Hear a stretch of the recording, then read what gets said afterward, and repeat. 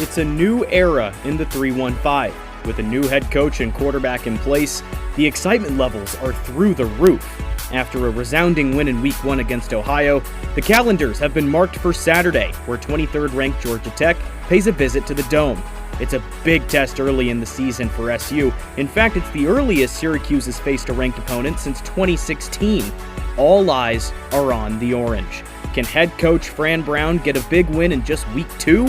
Will quarterback Cal McCord put on an encore performance against a better defense? Does the Cuse have what it takes to bring down this ranked squad? We're here to break it all down. It's time for the first Cuse countdown of the 2024 season. Here we go.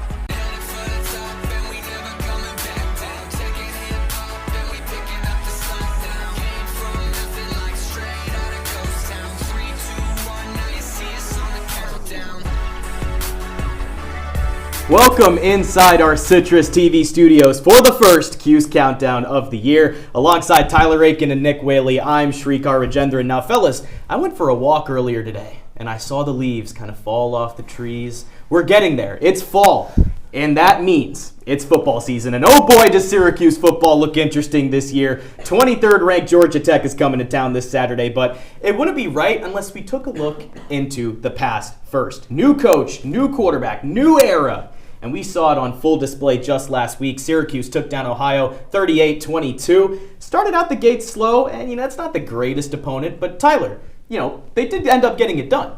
They absolutely did. And listen, I had two expectations for Syracuse. Win the game, and if you can, run up the score a little bit. And guess what? That's exactly what Syracuse did. 38 points, certainly enough in my book, and Syracuse won the game. Now, would it have been nice to not give up 22 points to Ohio, over 200 rushing yards? Yes, there was going to be a mistake. I had more concerns about the offense going into the game, and they quelled all of those words. I had the same sort of concerns, so I think there were so many question marks going, and there's so much anticipation, so much excitement that I haven't seen around the Syracuse Orange program in, it has to say, a really long time. But we saw the offense go to work. The defense certainly didn't look brilliant. Giving up 255 rushing yards certainly is not great, but this team is going to get better and better with every quarter is played. And we saw that with that slow start, 0-6 in the first quarter. I think this team is just going to get better and better.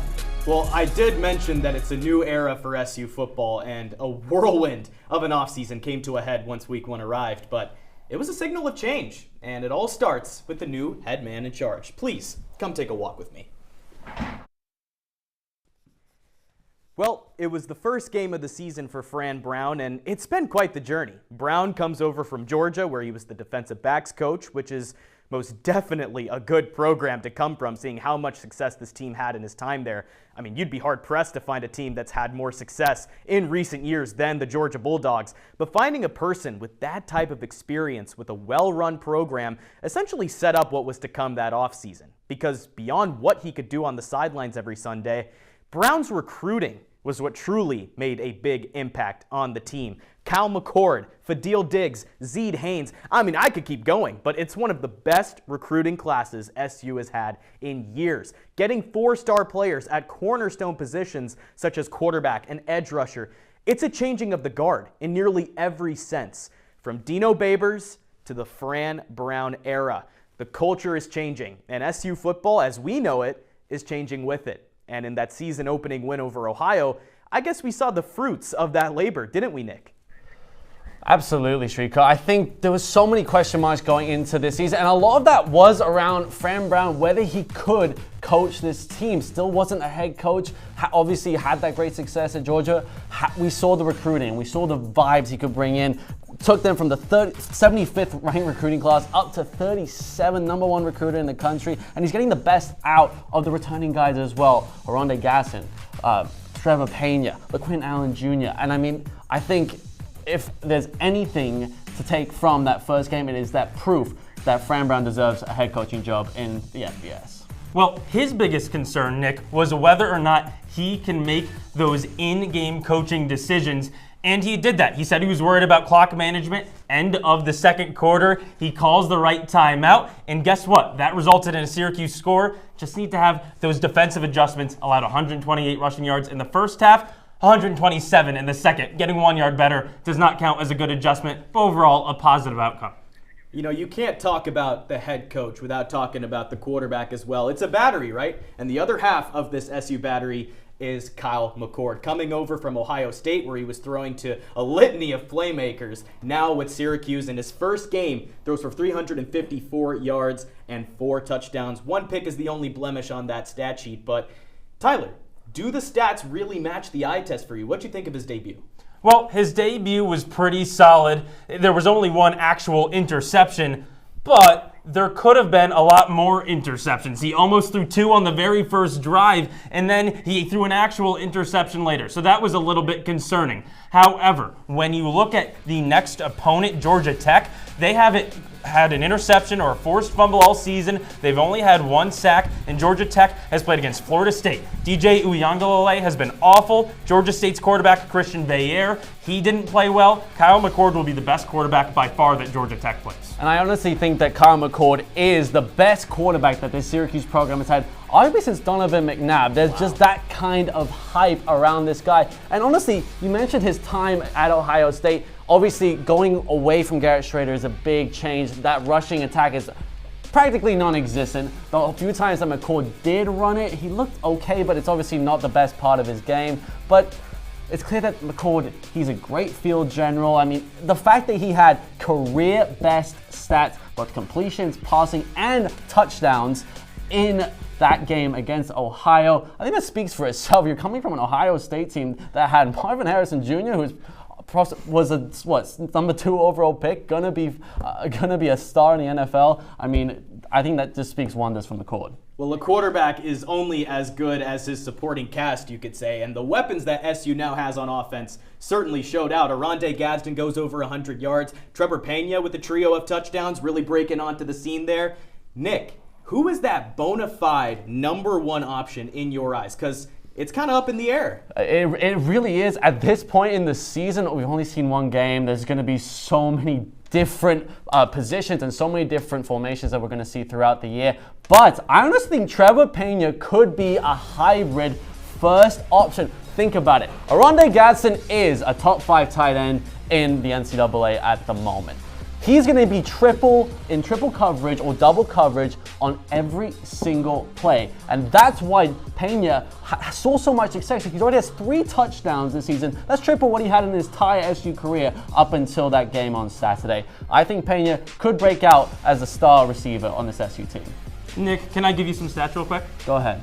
All right, so 7 receptions, 12 targets, 108 yards, 33 yards after catch.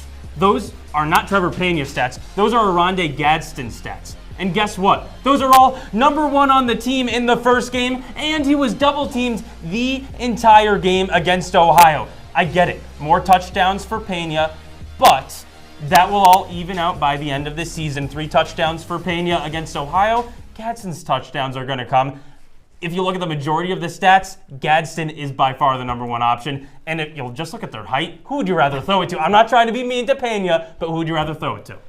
He's a big dude, and that is why Gadsden is so good. But that's why teams know that he's going to be tripled every single time. Well, both guys really came up big in week 1. Let's see if they have an encore performance in week 2. The offense put up points, but the defense really was on the opposite side there. The defense gave up yards, 436 of them, nearly half on the ground to Anthony Tyus.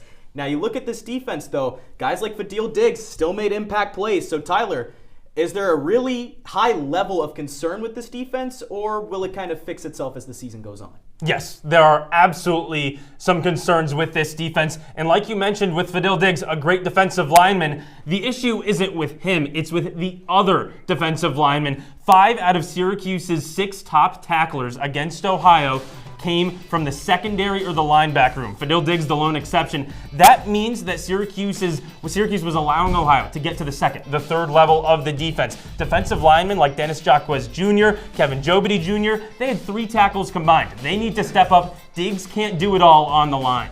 And I totally agree with you, Tyler. But this is the first game. We knew that there was going to be a few teething troubles. It was not going to be that simple. I think for Dill Diggs, obviously one of the biggest transfers in the history of Syracuse football, coming in from Texas A&M.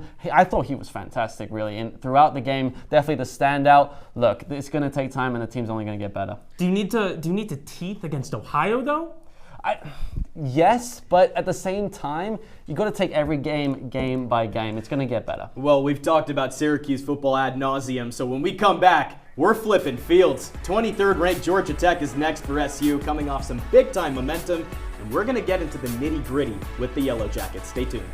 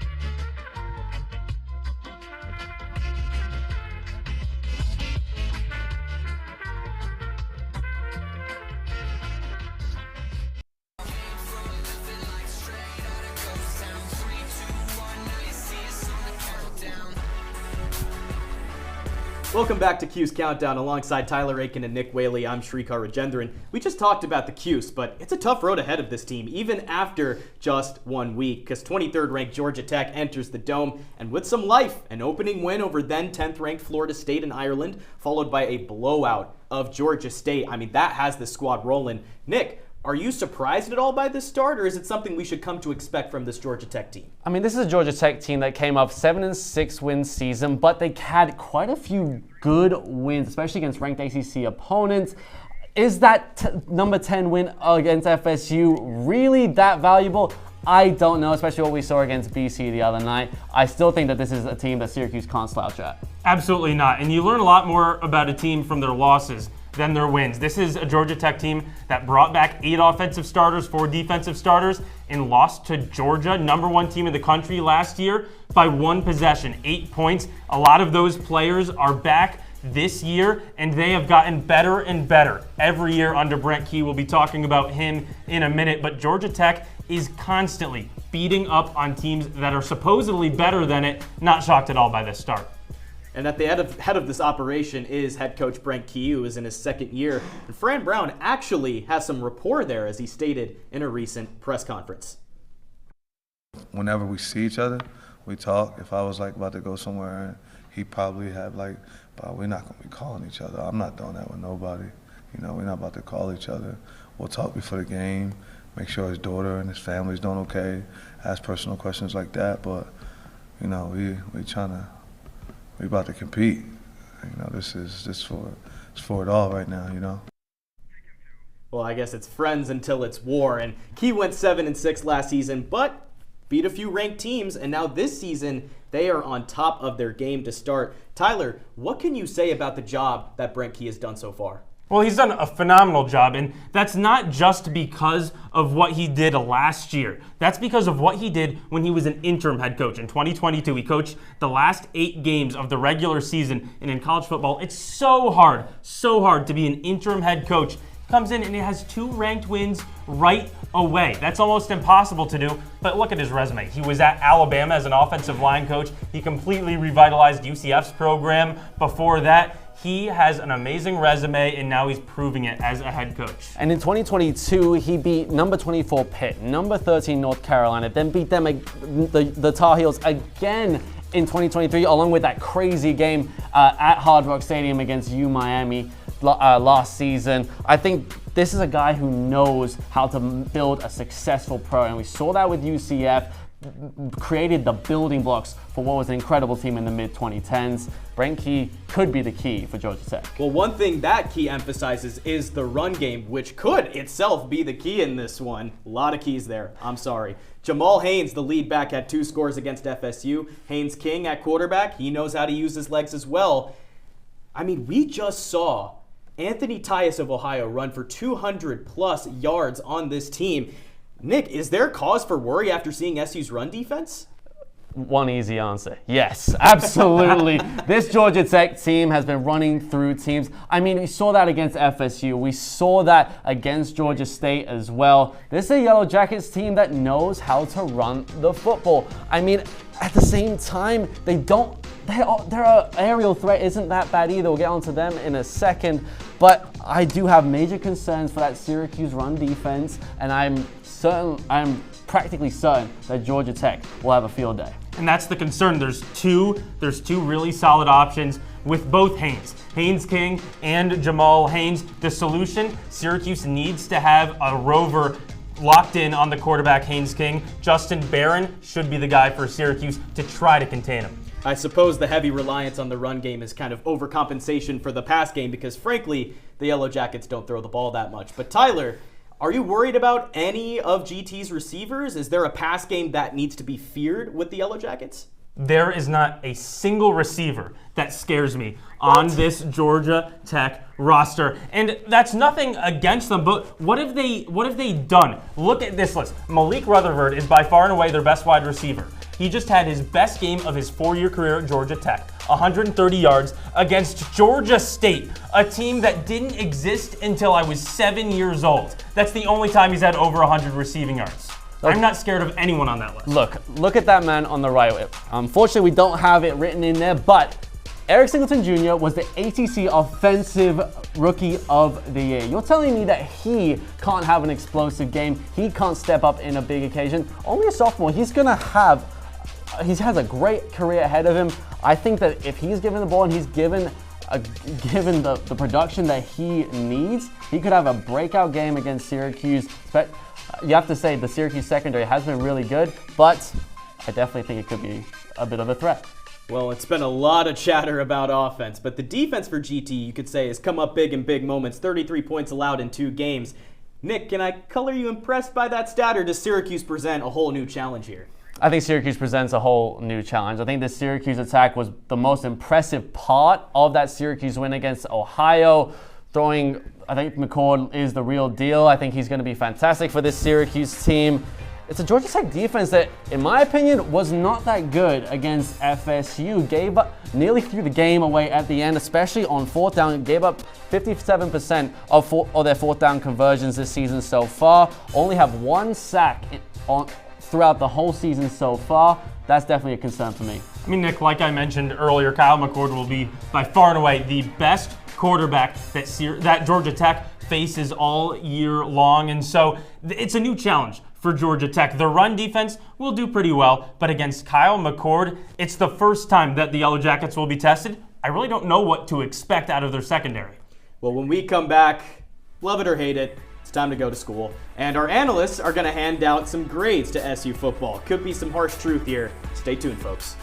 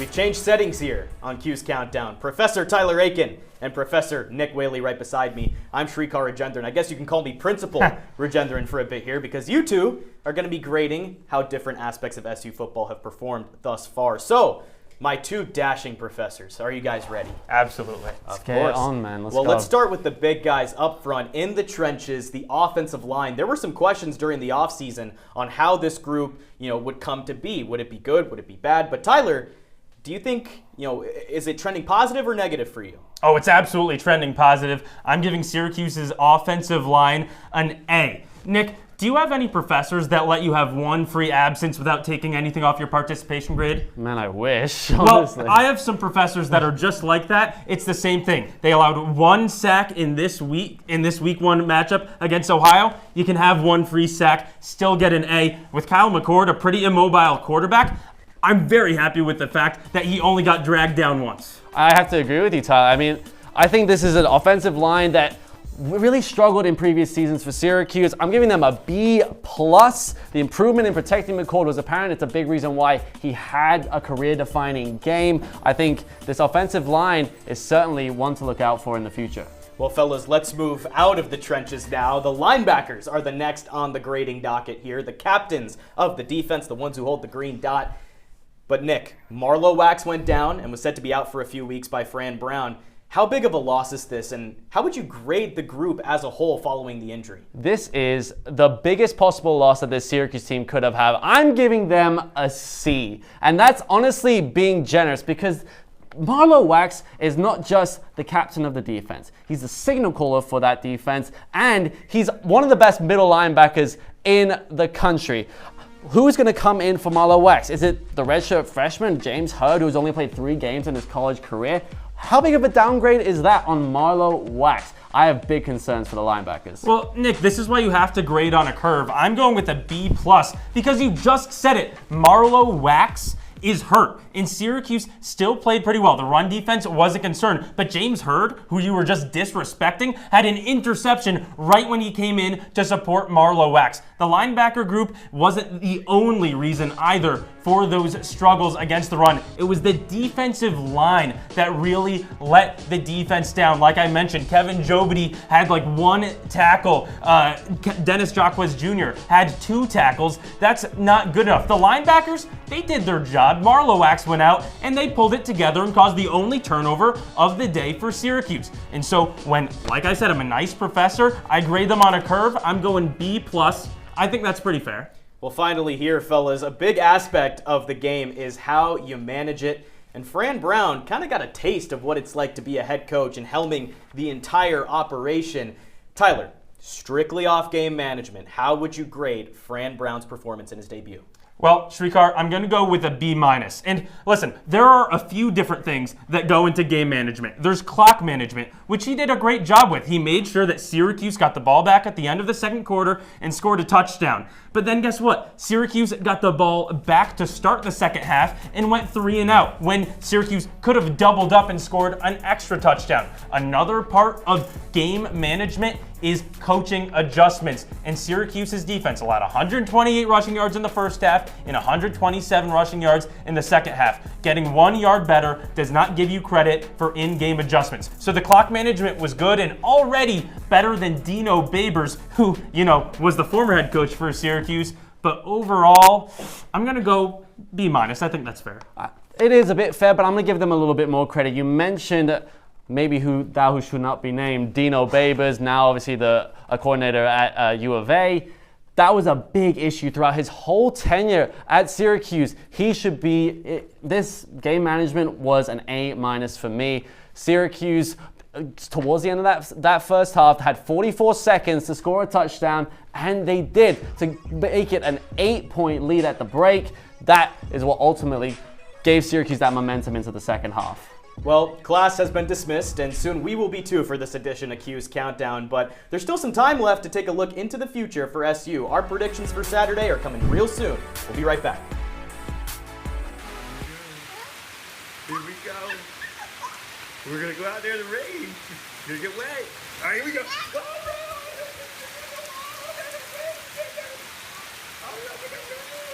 Okay, quick.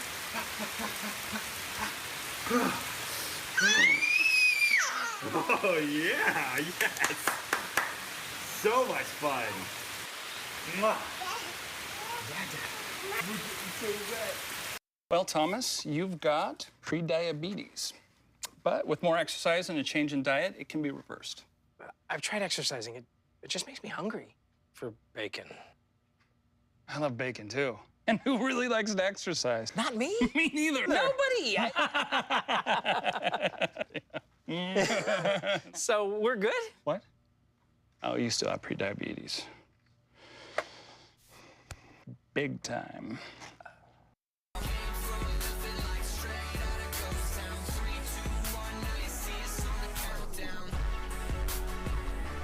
Welcome back to Cuse Countdown. Tyler Aitken, Nick Waley, I'm Srikar Rajendran. Fellas, it's a new ACC as we know it. Some new teams in, some old teams out, and we got to see it all for the first time in week one. It made for some good games and some interesting results as well. And Nick, when we take a look at these scores from week one, any outcomes stand out in particular? I mean, obviously the Boston College-Florida State one, that's a big one because that directly affects the game for Syracuse and GC this weekend. But obviously Miami, I did not expect Cam Ward to be that good. 41-17 in the Swamp, too. Impressive. Nick, what I'm looking at, number 24, NC State. They looked ugly and just barely pulled away to beat Western Carolina. The score does not indicate what that game was. And then Virginia Tech loses in overtime to Vanderbilt. Those are supposed to be two under-the-radar teams in the conference. What this week told me, the ACC is wide, wide open. Well, it's an early conference game for SU on Saturday, but looking beyond that game, there's some exciting stuff on the schedule. Tyler, I know it's only week two, but is there any matchup in particular that sticks out to you as one that, Syracuse really needs to pencil in? Well, getting beyond Georgia Tech, I think I have to go with UNLV. And this is a game that Syracuse fans are thinking of as, whoa, I get to go to Vegas to support my team. But UNLV is a very good team. They almost shut out a Power 4 team in Houston in week one, eventually gave up a touchdown, but they looked locked down. That was on the road. Syracuse has to go all the way across the country to Las Vegas with all the distractions and take on one of the best group of 5 teams in the country. That's going to be difficult. Holy Cross is an FCS team. Stanford probably the worst team in the ACC. UNLV will be a big one. I still think at the same time, you got to put a little bit of respect on Stanford. They're not terrible because I think the ACC, like you mentioned, is wide open. It's also the games that are going to be further down the line from UNLV, the NC State game, the Virginia Tech game as well. Those are the games that are going to define the Syracuse season. I was very optimistic. I thought Syracuse had a small chance of getting at least to the conference championship, possibly the college football playoff if I was a pure optimist. But look, those games are going to be very crucial for Syracuse and ACC play, certainly. Well, before we sign off, real quick, Nick, who's bringing home the bacon? Will SU get that ranked win in the Dome in week 2? Oh, man, it's going to be unbelievably close. These are two teams that look on fire. They look like they're going to be two of the better teams in the ACC. I've got Syracuse winning 31-28, a last-minute field goal by Brady Denberg. He's going to be that hero for Syracuse. It's going to be extremely close. The Dome's going to be packed. I'm definitely excited for it. Well, Nick, I certainly hope it doesn't come down to Brady Denberg in this one, but I think you copied off me. I've got a very similar score, 31-27. Syracuse will get the win, and that's because, like I said, the key to this game is Syracuse not stopping the run, but establishing a run of its own. This is a LaQuint Allen legacy game. Fran Brown said he wanted LaQuint Allen to have 1,500 rushing yards this year, and this game will help him get closer to that mark. And I'll go 30-24 SU. Pretty similar across the board, fellas. I mean, it is going to be a close game for sure. I do worry about SU's run defense. Jamal Haynes coming into the Dome. It might spell trouble, but ultimately, got to put my faith in Kyle McCourt and that offense to ultimately get the job done at the end of the day. Well, that'll do it for Cuse Countdown, the first one of the year. It's all the time we got, folks. Thank you for tuning in. For Tyler Aitken, Nick Waley, I'm Srikar Rajendran saying so long, enjoy the game, and we will see you next time on The Countdown.